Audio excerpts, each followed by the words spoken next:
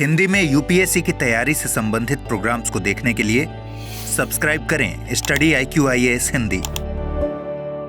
Hello दोस्तों, मैं मनोज कुमार आप सभी लोगों का स्वागत करता हूं आपके अपने channel study IQ IAS Hindi पर।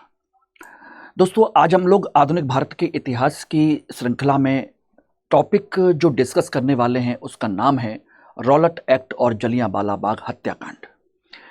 ये बात आप अच्छे से जानते हैं कि ये दोनों जो टॉपिक हैं बहुत ही बड़े और हमारी भारतीय संस्कृति, भारतीय परंपरा और हमारी मानवता को याद करने वाले टॉपिक हैं। यानी कि ऐसा टॉपिक, एक ऐसा घटना, एक ऐसी इवेंट जो हमारे दिलो जान में या हमारे जेहन में कभी भुलाई नहीं जा सकती, खासकर जलियांवाला बाग हत्याकांड। जब तक भारत का इतिहास रहेगा इस घटना को हम सब शायद ही कभी भूल पाएंगे कि ऐसा भी कभी हुआ था। चलिए आज इस पर हम लोग विस्तृत रूप पर चर्चा करेंगे, रॉलेट एक्ट और जलियांवाला बाग हत्याकांड को लेकर के, क्योंकि ये काफ़ी इंपॉर्टेंट टॉपिक है और हमारे यूपीएससी के सिलेबस के दृष्टिकोण से काफ़ी महत्वपूर्ण टॉपिक बन जाता है। तो यहाँ पर इसकी सभी पक्षों को हम विवेचना करने की कोशिश करेंगे।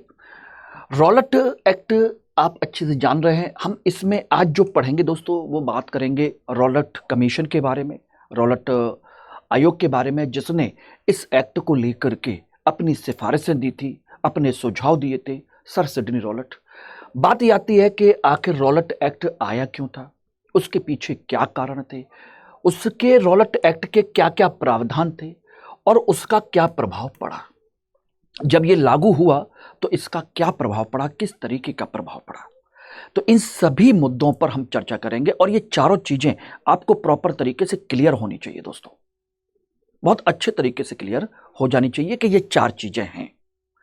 दिमाग में बिल्कुल फ्रेम अपना सेट कर लीजिए कि इनको हमें इस क्रम में पढ़ना है, समझना, कभी जिंदगी में नहीं भूल पाएंगे। ठीक है ना।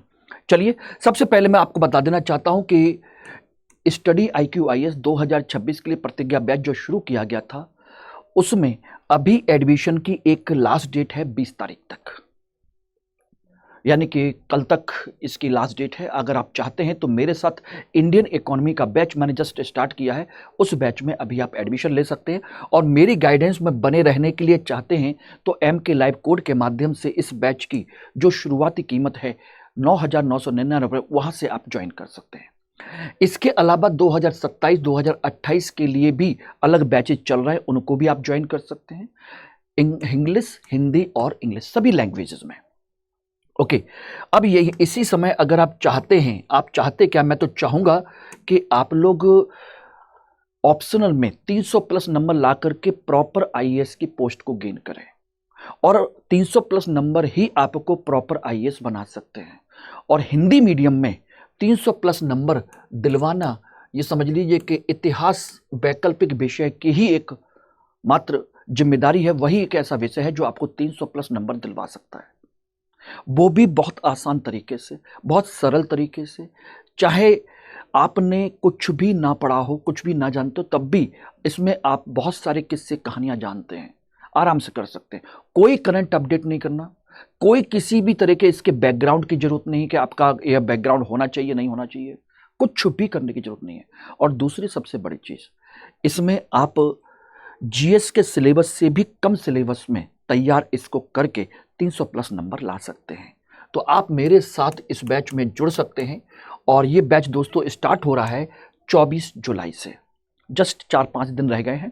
फटाफट इस बैच को ज्वाइन कर लिए दोपहर में 1 बजे।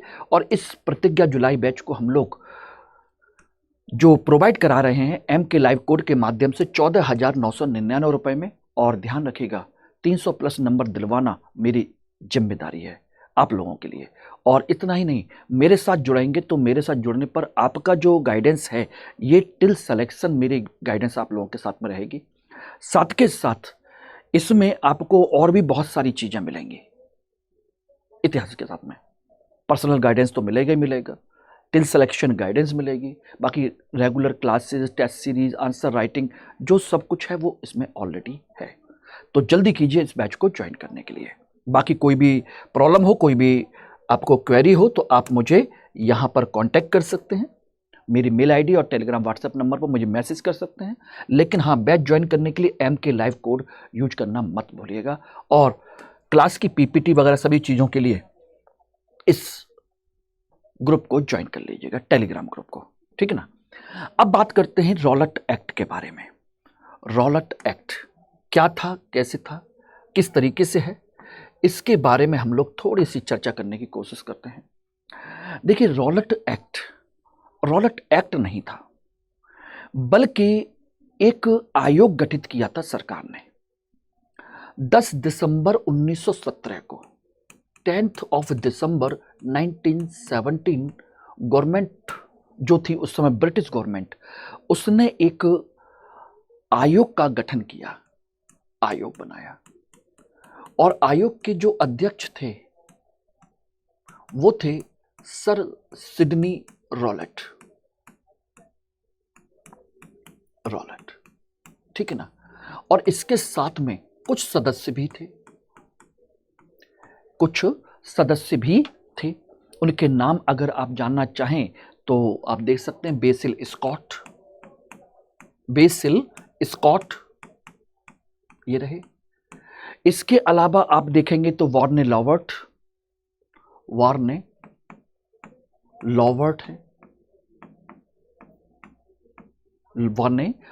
हैं, कुमार स्वामी शास्त्री हैं, प्रभात चंद्र मिश्र हैं, कुमार स्वामी शास्त्री, प्रभात चंद्र मिश्र,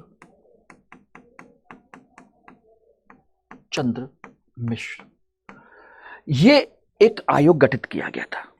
बात यह आती है कि आखिर आयोग का गठन क्यों हुआ, उसके पीछे क्या कारण थे, क्यों गठित किया गया, किस लिए गठित किया गया।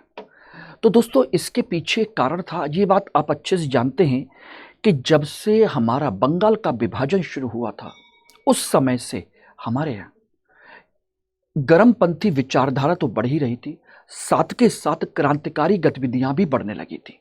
जैसे ही सोचिए तिलक को जेल हुई, उसके बाद युवा नेतृत्व बिखर गया था। और उस समय युवाओं ने, चाहे वो महाराष्ट्र के हों, चाहे बंगाल के हों, या आपके चेन्नई के हों, कहीं के भी हों, उस समय युवाओं ने अपना अपना रास्ता अख्तियार कर लिया, और वो रास्ता था क्रांतिकारिता का।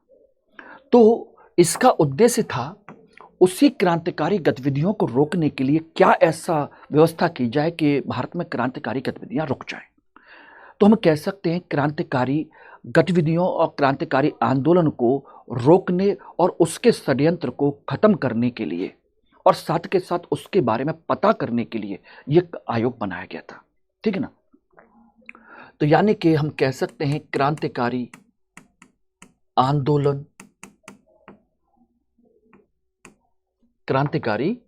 आंदोलन, उनकी गतिविधियों, उनके षड्यंत्रों को पता लगाकर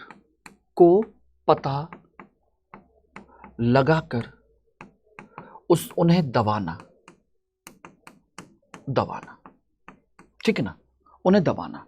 और इसके लिए क्या करना, इसके लिए कानूनी सुझाव देना कि किस तरीके से यह काम किया जा सकता है, सुझाव देना, जिससे कि हम कानून बना करके इस सारी चीजों पर प्रॉपर तरीके से हम काम कर सकें। और ये बात आप अच्छे जानते हो कि इसी समय आपके लगभग प्रथम विश्व युद्ध चल रहा था, ठीक है ना, प्रथम विश्व युद्ध भी चल रहा था।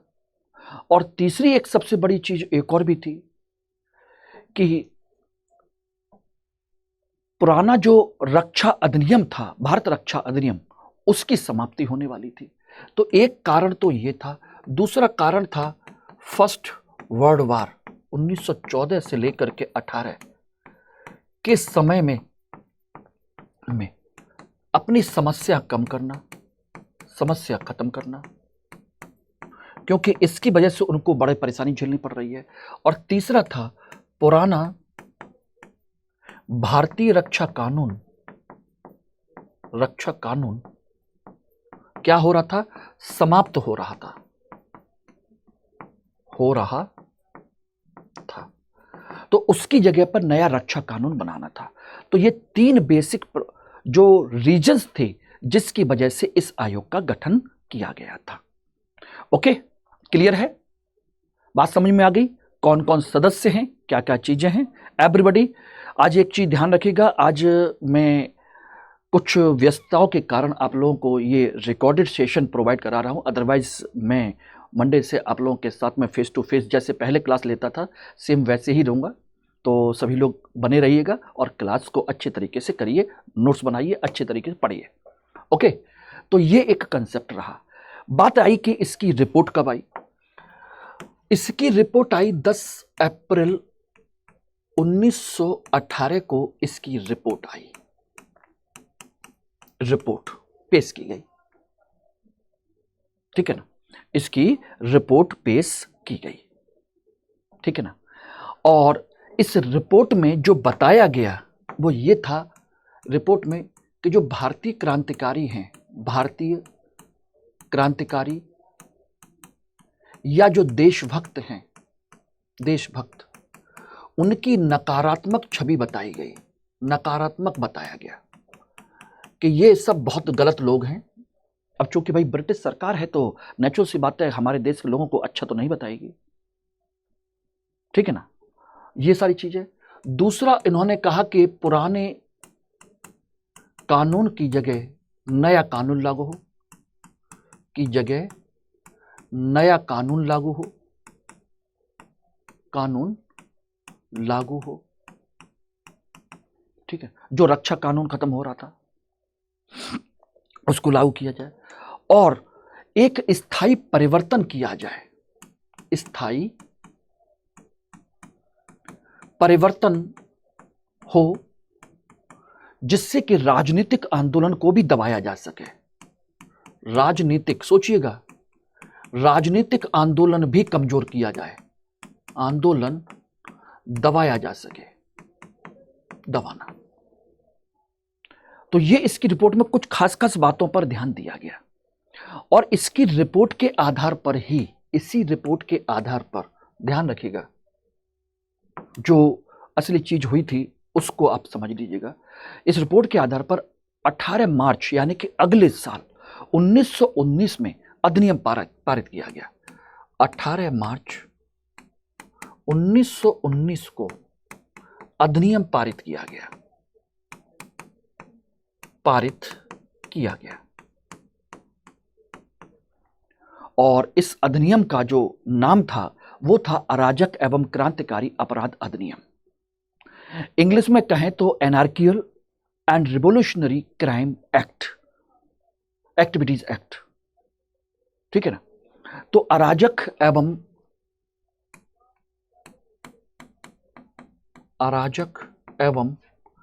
क्रांतिकारी गतिविधि कानून, ये रहा अराजक एवं क्रांतिकारी अपराध कानून, गतिविधि नहीं बल्कि अपराध के ये, क्योंकि उनकी नजर में तो ये अपराध ही है, अपराध कानून। क्लियर है? और इसके तहत जो प्रावधान थे इसी को कहा जाता है, इसी को कहते हैं रॉलट एक्ट। क्या कहते हैं? रॉलट एक्ट कहते हैं। 18 मार्च, डेट भी आप प्रॉपर तरीके से याद रखिएगा। और इसमें जो प्रावधान थे वो आपको जानने हैं, समझने हैं कि इसके प्रावधान क्या हैं। प्रावधान देखिए, प्रावधान में सीधा सीधा कहा गया था कि किसी भी व्यक्ति को केवल संदेह के आधार पर भी गिरफ्तार किया जा सकता है, यानी कि मात्र संदेह के आधार पर गिरफ्तारी, के आधार पर गिरफ्तारी, चाहे उसके खिलाफ कोई भी प्रूफ हो या ना हो। दूसरा प्रावधान, गुप्त अदालत में उस पर कार्रवाई, गुप्त अदालत में उस पर कार्रवाई। और कहां पर उसको अरेस्ट करके लेके जा रहे हैं, किस कोर्ट में पेश किया जाएगा, इससे कोई मतलब नहीं है। यानी कि बिना वारंट के गिरफ्तार, उनको जेल में डाल देना, सजा दे देना, बिना न्यायाधीशों के कहीं पर भी उसको सजा दे देना। यानी कि हम कह सकते गुप्त अदालत। अब किसकी अदालत थी? कोई वकील था कि नहीं था, कोई जज था कि नहीं था, या किसी ने ऐसे ही फैसला दे दिया? कुछ भी, कार्रवाई और सजा देना, ये रहा। और तीसरा था कोई भी विधिक सहायता ना देना,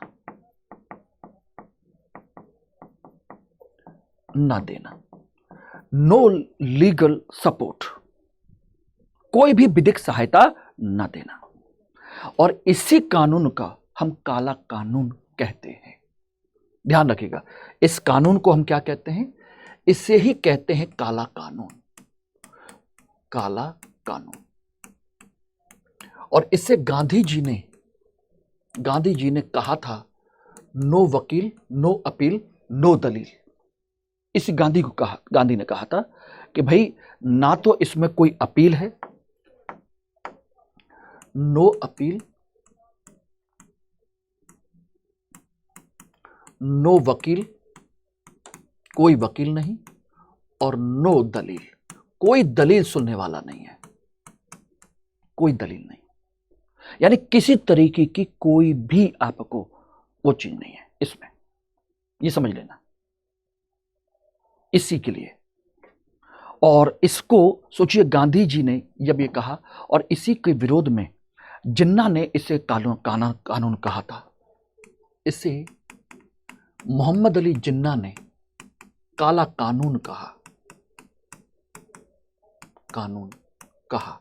और ये बात आप अच्छे जानते हो कि जिन्ना उस समय एक बहुत बड़े मुस्लिम लीडर के तौर पर नहीं, बल्कि एक राष्ट्रवादी लीडर के तौर पर थे। और उसके कांग्रेस और मुस्लिम लीग के बीच में समझौता हो ही चुका था 16 में। और उस समय जिन्ना एक इंपीरियल काउंसिल के सदस्य भी थे। उसकी पद से इस्तीफा दे दिया इन्होंने। इंपीरियल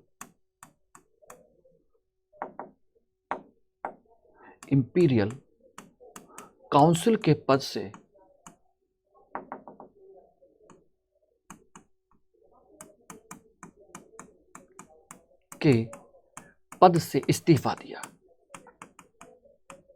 इस्तीफा दे दिया।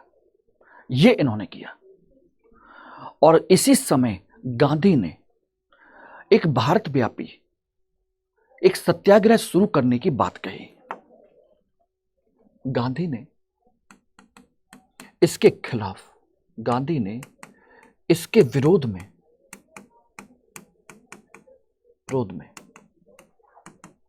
भारत व्यापी सत्याग्रह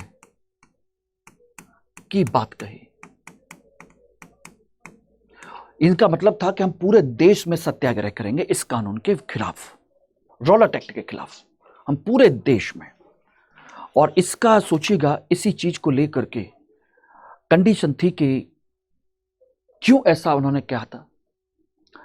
एक्चुअल में एक तो पहले से ही प्रथम विश्व युद्ध यहां पर चल रहा था, जिसकी वजह से हमारी बहुत सारी समस्याएं बढ़ी हुई थी, पहले से ही बढ़ी हुई थी। और दूसरी समस्या एक और भी थी कि 1819 में अकाल भी आया हुआ था, तो हमारी समस्या और ज्यादा बढ़ गई। और ऊपर से अब ये कानून, तो बताइए गांधी जी क्या करें? सरकार आपको प्रथम विश्व युद्ध में कोई सहायता नहीं कर रही, अकाल के समय में भी आपकी कोई सहायता नहीं कर पा रही है, ऊपर से ये कानून ला करके तुम उनको जेल में और डाल दो, तो फिर देश बचा क्या है? सत्याग्रह की बात कही। कारण था दोस्तों, इसका कारण इन तीनों को लिख लीजिए। नंबर पहला कारण, प्रथम विश्व युद्ध का संकट, प्रथम विश्व युद्ध से समस्या। दूसरा कारण है 1918-19 का अकाल। और तीसरा कारण है रॉलेट एक्ट, यानी काला कानून। ये रहा। इन 3 कारणों की वजह से गांधी ने सत्याग्रह की बात कही थी। और इस सत्याग्रह को लेकर के जब ये सारी चीजें हुई तो एनी बेसेंट ने इन्हें राजनीतिक बच्चा कहा था, ये ध्यान रखना। तो इसी वजह से एनी बेसेंट ने गांधी को राजनीतिक बच्चा कहा, को राजनीतिक बच्चा कहा, पॉलिटिकल चाइल्ड। बोले कभी राजनीतिक बच्चे हैं, ऐसे आंदोलन थोड़ा ना खड़े होते हैं। और सुरेंद्रनाथ बनर्जी ने कहा था कि यह रॉलेट एक्ट ही है जिसने असहयोग आंदोलन को जन्म दिया, अदरवाइज ये होता भी नहीं, ये होता भी नहीं। अब जब ये सारी चीजें हो गई तो अब भाई आंदोलन कैसे चलाया जाए, किस तरीके से चलाया जाए, उसको देख लीजिएगा। कंडीशन इसमें हुई वो ध्यान रखिएगा, 24 फरवरी 1919। 24 फरवरी। अब कहोगे सर 24 फरवरी क्यों भाई, ये तो काला कानून 10 अप्रैल 1919, 18 मार्च को अधिनियम पारित किया गया। मार्च 19 में अधिनियम पारित किया, लागू किया गया, तो फरवरी में क्यों? क्योंकि इसकी रिपोर्ट तो पहले ही आना शुरू हो चुकी थी ना। सारी चीजें ध्यान रखिएगा। तो ऑलरेडी कंडीशन ये थी कि गांधी जी पहले ही 24 फरवरी 1919 में 24 फेब 1919 में गांधी ने साबरमती आश्रम में सत्याग्रह सभा बनाई थी। अब कहोगे बनाई थी, ऑलरेडी सत्याग्रह सभा के तौर पर सत्याग्रह के लिए साबरमती आश्रम पहले ही चलता था, वहां सत्याग्रह किया जाता था, सारी चीजें होती थी। और जब उन्होंने देख लिया था कि ये कानून बनने वाला है, सारी चीजें हैं, तो उससे पहले ही उन्होंने सत्याग्रह सभा बनाई हुई थी। वही पहले से चली आ रही है, कोई प्रॉब्लम नहीं है। और सत्याग्रह सभा के जो अध्यक्ष थे, इसके अध्यक्ष गांधी थे। गांधी, बाकी अन्य सदस्य भी थे, शंकरलाल बैंकर, उमर उस्मानी, डी सामे, ऐसे लोग भी थे। तो सदस्य की बात करेंगे तो शंकरलाल बैंकर हैं, ठीक है ना। उनम सोमानी है, डी सामे है, ये रहे। ये सब लोग इसमें शामिल थे, कुछ लोग। और इन्होंने तय किया था कि हम 30 मार्च को हड़ताल शुरू करेंगे। इस सत्याग्रह सभा ने 30 मार्च की तिथि घोषित की, सत्याग्रह के लिए घोषित की, ये रही 30 मार्च की तिथि। और 30 मार्च के बाद इसे बाद में 6 अप्रैल कर दिया गया, 6 अप्रैल किया गया, ये रहा। तो बाद में इसे चेंज कर दिया गया कि भाई अब हम 6 अप्रैल से इस आंदोलन को करेंगे। ओके, कोई गलत बात नहीं है, बढ़िया बात है, कोई समस्या नहीं है। तो उस समय इन्होंने इस पूरे देश में हड़ताल करने, सत्याग्रह करने का एक निश्चय किया था 6 अप्रैल 1919 को। अब कंडीशन यह थी कि इसी समय सब लोगों ने ब्रिटिश सरकार का विरोध करना शुरू कर दिया, जिनमें मजरूल हक, मदन मोहन मालवीय, मोहम्मद अली जिन्ना, इन लोगों ने विधानसभा के सदस्य से भी इस्तीफा दे दिया था, विधानसभा के पद से इस्तीफा दे दिया था, ठीक है ना। और इसी समय गांधी से 2 लोग आकर के मिले थे, एक थे डॉक्टर सत्यपाल और एक थे सैफुद्दीन किचलू, पंजाब की साइड से। ये भी आकर के मिले थे और मिल करके उन्होंने कहा था कि हमारे यहां आइएगा। तो इसी समय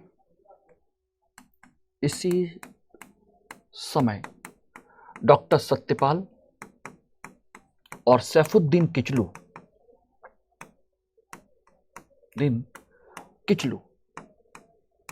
गांधी से मिले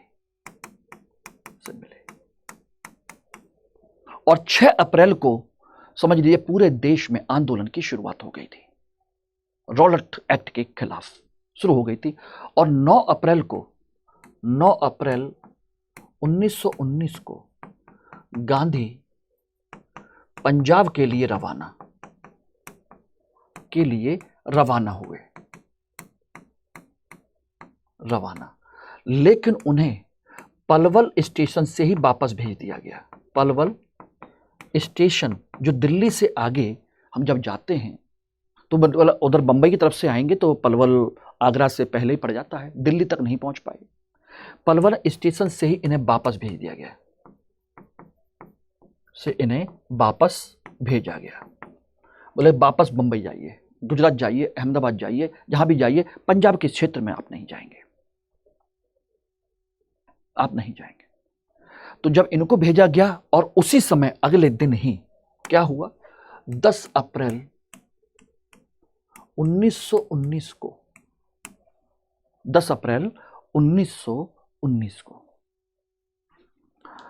कंडीशन ये हुई कि डॉक्टर सत्यपाल और सैफुद्दीन किचलू को गिरफ्तार कर लिया गया। डॉक्टर सत्यपाल और सैफुद्दीन किचलू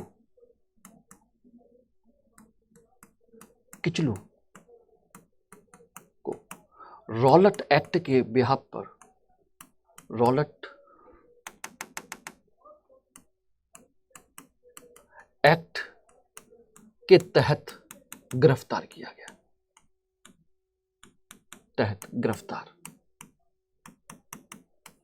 ठीक है, तो इनको गिरफ्तार कर लिया गया और उठा करके इनको कहां भेज दिया गया, पता चला तो धर्मशाला भेज दिया गया है, बहुत दूर हिमाचल प्रदेश में गिरफ्तार करके।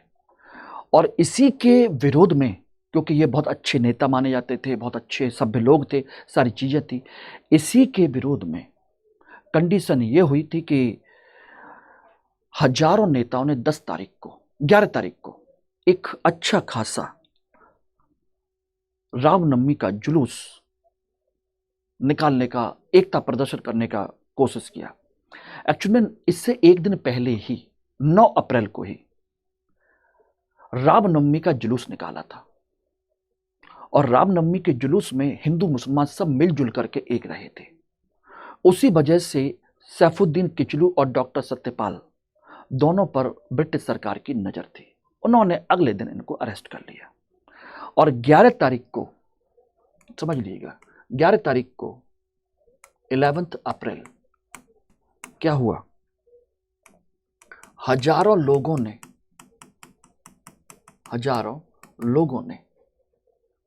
विरोध प्रदर्शन किया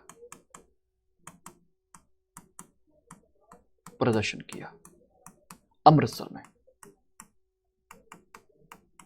में। इन सारी चीजों का अच्छा खासा अपनी एकता दिखाई, एकजुटता दिखाई और इनका विरोध प्रदर्शन किया था। और उसी समय, इसी दिन जो पंजाब का लेफ्टिनेंट गवर्नर डायर ने अमृतसर का अधिकारी नियुक्त किया, अमृतसर में आर डायर को नियुक्त किया।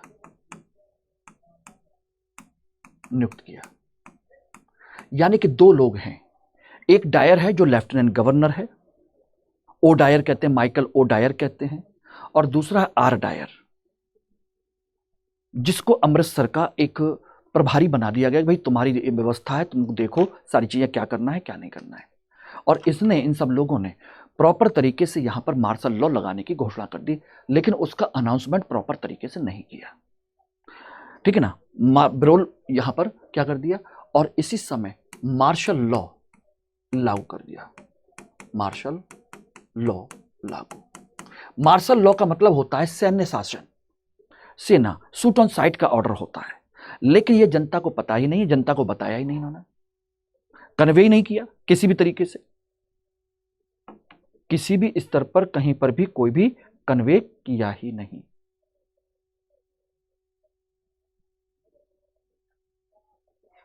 ठीक है, तो ये एक कंसेप्ट हुआ और इसी वजह से क्या हुआ, इसी वजह से 13 अप्रैल की घटना हमारे लिए एक दुखदाई घटना बन गई।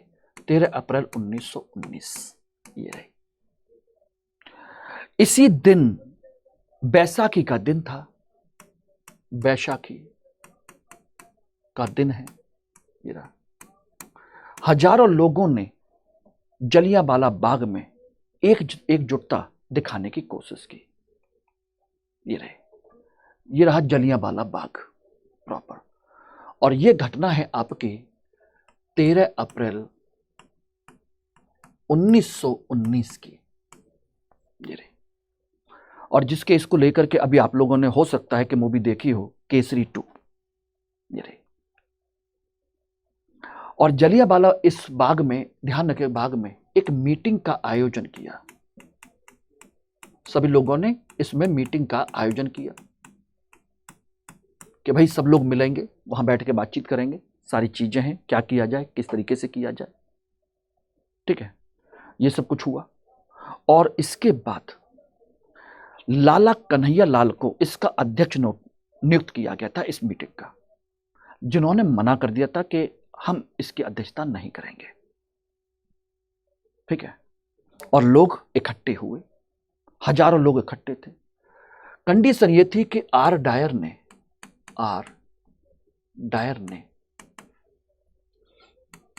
गोली चलवाना शुरू कर दिया। गोली चलवाई उन लोगों पर बिना किसी आदेश, मतलब बिना किसी उनको कन्वे किए हुए, बिना किसी मौका दिए हुए, सारी चीजें। और उसके अंदर जाने का एक ही गेट था, पतला सा, संकरा सा, उस बाग के अंदर। वहां से लोग चले तो गए, तो निकलने की जगह नहीं।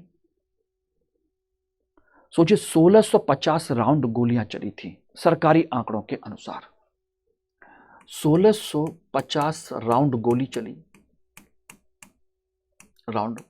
चली और 379 लोग मारे गए। ये रहे, ये सरकारी आंकड़ा है,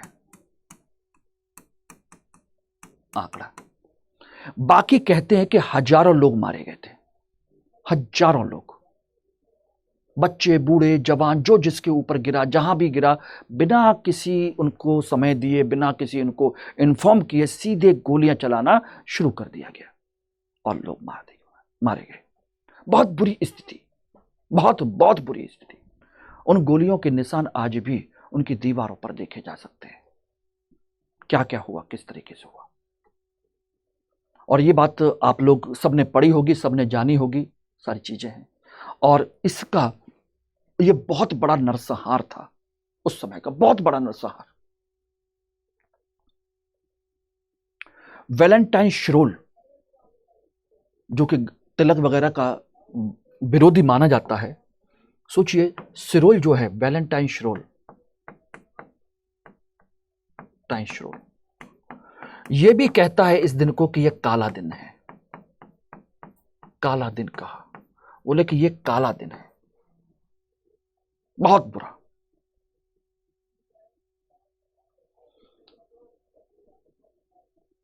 ठीक है ना। CF एंड्रयूज हैं,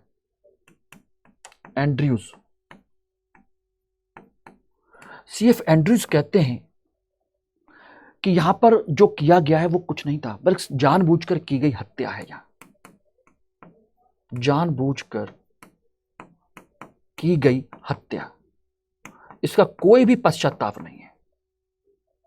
कितना भी पश्चाताप कर लीजिए, कोई भी नहीं है। इवन चर्चिल जो है, विंस्टन चर्चिल, वो खुद कहते हैं कि बर्बरता की ऐसी मिसाल पूरी दुनिया में कहीं नहीं है। बर्बरता की ऐसी मिसाल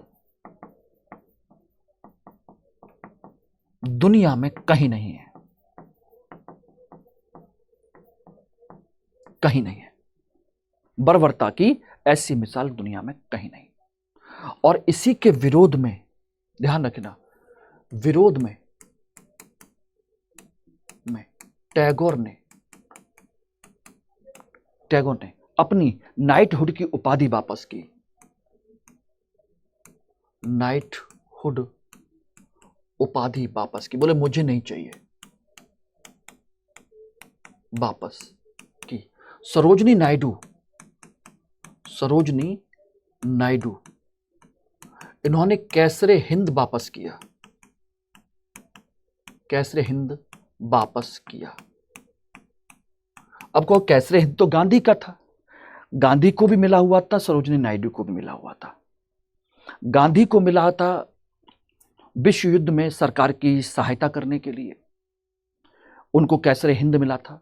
सरोजनी नायडू को मिला था दक्षिण भारत में यानी कि हैदराबाद में उन्होंने बहुत अच्छे लेवल पर काम किया हुआ था, लोगों को बचाने के लिए, अकाल के समय में, सारी चीजों के समय में। तो जो बाढ़ वगैरह आई हुई थी हैदराबाद में, उस समय में लोगों की जो सेवा की थी, उसके लिए ब्रिटिश सरकार ने इन्हें, सरोजनी नायडू को कैसरे हिंद की उपाधि दी थी। और इस तरीके से इन्होंने भी वापस कर दी। मुझे ऐसी कोई भी चीज नहीं चाहिए, ये समझ लीजिए। और बहुत विरोध, पूरे भारत में विरोध प्रदर्शन हुआ, सारी चीजें हुई बहुत बड़े स्तर पर। बाद में जाकर के फिर 2 कमेटी बनी जो इसकी जांच के लिए।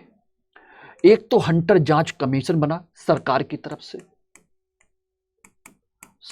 तरफ से, और यह कांग्रेस ने बनाया। कांग्रेस ने अपना तहकीकात कमेटी, इंक्वायरी कमेटी है, हंटर जांच कमेटी। हंटर जांच कमेटी में लॉर्ड हंटर तो इसके अध्यक्ष थे ही, 3 ये भारतीय सदस्य थे और 4 ब्रिटिश सदस्य थे। यानी कि देखा जाए तो अध्यक्ष को छोड़ करके टोटल 7, मतलब अलग से 7 लोग और थे, जिनमें 4-3 का रेशियो था, ठीक ना। और इसकी ये रिपोर्ट आई, इसमें इन्होंने जो उन्हें रिपोर्ट में भी 4 और 3 के अनुपात से ही फैसला आया,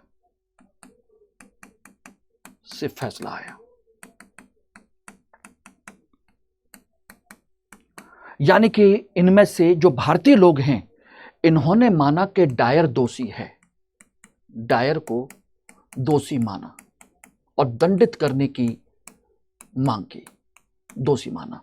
इन्होंने कहा कि वो दोषी नहीं है, हां थोड़ा सा उसने ज्यादा टफ डिसीजन ले लिया बस। तो इन्होंने इसे क्लीन चिट दे दी, डायर को क्लीन चिट दे दी,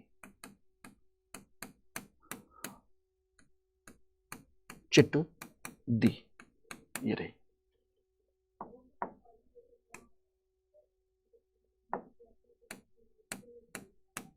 ये रही, ओके। तो इस तरीके से इन्होंने इसको क्लीन चिट दे दिया और कहा कि हां उसने थोड़ा सा बल प्रयोग ज्यादा किया है, जो कि गलत है, इतना नहीं करना चाहिए था। और इन लोगों ने, इनके सदस्यों के नाम जरूर याद रख लीजिएगा। इनमें से मदन मोहन मालवीय इस कमेटी के अध्यक्ष थे, बाकी गांधी, मोतीलाल नेहरू, अब्बास तैयब जी, सी आर दास जयकर, फजलुल हक और के संथानम, ये सभी इसके सदस्य थे। और इन्होंने डायर को दोषी माना था, दोषी माना, ये समझ लीजिए। लेकिन कर कुछ नहीं सकते, कर कुछ भी नहीं पाए, ठीक है ना। और इन्होंने उस समय इन लोगों को बस इतना कर दिया था कि भाई इनको अभी हाल फिलहाल सस्पेंड कर दिया जाए, बस, ठीक है ना। इन लोगों ने और क्या किया, हंटर जांच कमेटी ने, इसने डायर के कार्यों की निंदा की। यह भी कहा कि डायर ने लोगों को भागने के लिए नहीं कहा था, ये गलत थी। यह भी कहा कि जनसभाओं पर प्रतिबंध लगाने के लिए जो बात की गई थी वो पंजाब में सही तरीके से प्रसारित नहीं हो पाई थी, इसलिए लोग इकट्ठे हुए। और यह भी उन्होंने मान लिया कि चलो ठीक है कि भाई ऐसा कोई भी उद्देश्य नहीं था उस जनता का कि वो ब्रिटिश सरकार को उखाड़ फेंकने के लिए कोई काम कर रही हो, ऐसी भी कोई बात नहीं थी। लेकिन कोई भी दंड देने की कोशिश नहीं की डायर को। और 1920 में ब्रिटिश कैबिनेट ने, ब्रिटिश संसद ने डायर को सारे जो भी काम किए थे उनके सभी अपराधों से उनको मुक्त कर दिया था। तो यह बहुत बड़ा डिसीजन हुआ था, बहुत बड़ा। अब आप सोचिएगा क्या डिसीजन रहा होगा। तो यहां पर हम देखें तो जो डायर है, general Dyer, lieutenant general Dyer, condition यह है कि जो हाउस ऑफ लॉर्ड्स है हाउस ऑफ लॉर्ड्स, उन्होंने इसे नायक कहा। डायर को हाउस ऑफ लॉर्ड्स, उच्च सदन ने इसे नायक कहा, नायक कहा। और साथ के साथ हाउस ऑफ लॉर्ड्स ने डायर को उसके सम्मान के रूप में तलवार भेंट की, तलवार भेंट की, और कहा कि तुम ब्रिटिश साम्राज्य के शेर हो, शेर, ठीक है ना। और साथ के साथ उसे 12,000 पाउंड का इनाम दिया, पाउंड का इनाम दिया। ये रहा। एक अखबार है मॉर्निंग पोस्ट, उसने इसको इकट्ठे करके 30,000 पाउंड इकट्ठे करके दिए। मॉर्निंग पोस्ट अखबार है, पोस्ट, उसने इसे 30,000 पाउंड इनाम दिया डायर को। अब आप सोचिएगा कितना बड़ा काम किया था, कितना उसको सम्मान किया, और उसके बावजूद भी ब्रिटिश सरकार हमारी अपनी सरकार है, हमारे मित्र हैं। अब आप समझ लीजिएगा क्या हालत होगी, क्या हालत होगी। फिर इसी कंडीशन की वजह से एक व्यक्ति निकल करके आता है, और उस व्यक्ति का नाम है ऊधम सिंह। 13 मार्च 1940 इंग्लैंड में एक जगह है royal Asian society, royal Asian society, इसके हॉल में मीटिंग चल रही थी। इसका जो हॉल है, उस हॉल का बड़ा अच्छा सा नाम है, क्या बोलते हैं इसको, क्या बोलते हैं, कैक्सटन हॉल, कैक्सटन हॉल, ठीक है ना। तो उस हॉल में ऊधम सिंह ने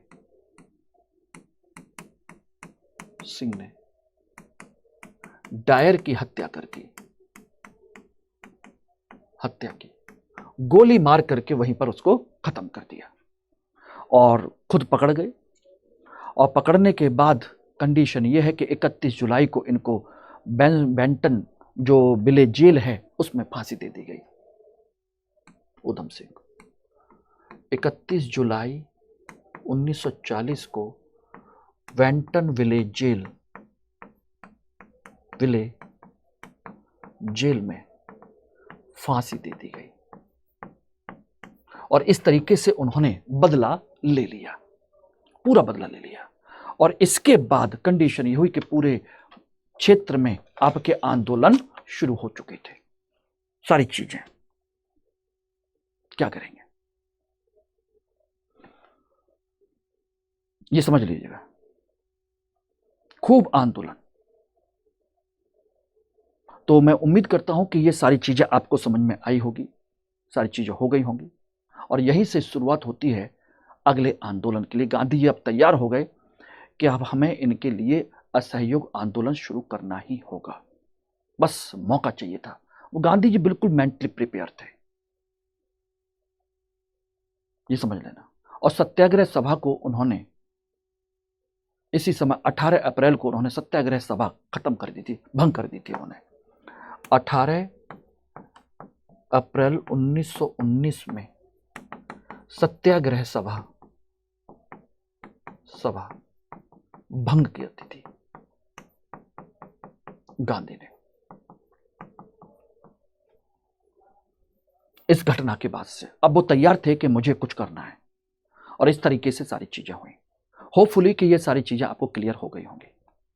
और यहां पर अब आप देख सकते हैं कि निम्न के कथनों पर विचार कीजिए। रॉलट एक्ट केवल बंगाल प्रेसिडेंसी में लागू किया गया था।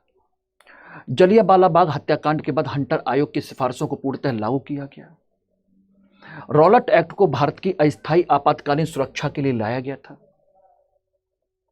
बताइए कितने विकल्प सही हैं? केवल 1 और 2, बी केवल 3, सी 2 और 3, डी सभी सही हैं। बताइए, आराम से सुन लीजिए, समझ लीजिए और उसके बाद बताइए। तो अगर हम चर्चा करें तो बंगाल प्रेसिडेंसी, अगर बंगाल प्रेसिडेंसी में होता तो पंजाब में सैफुद्दीन किचलू और डॉक्टर सत्यपाल को गिरफ्तार क्यों किया जाता? नहीं किया जाता।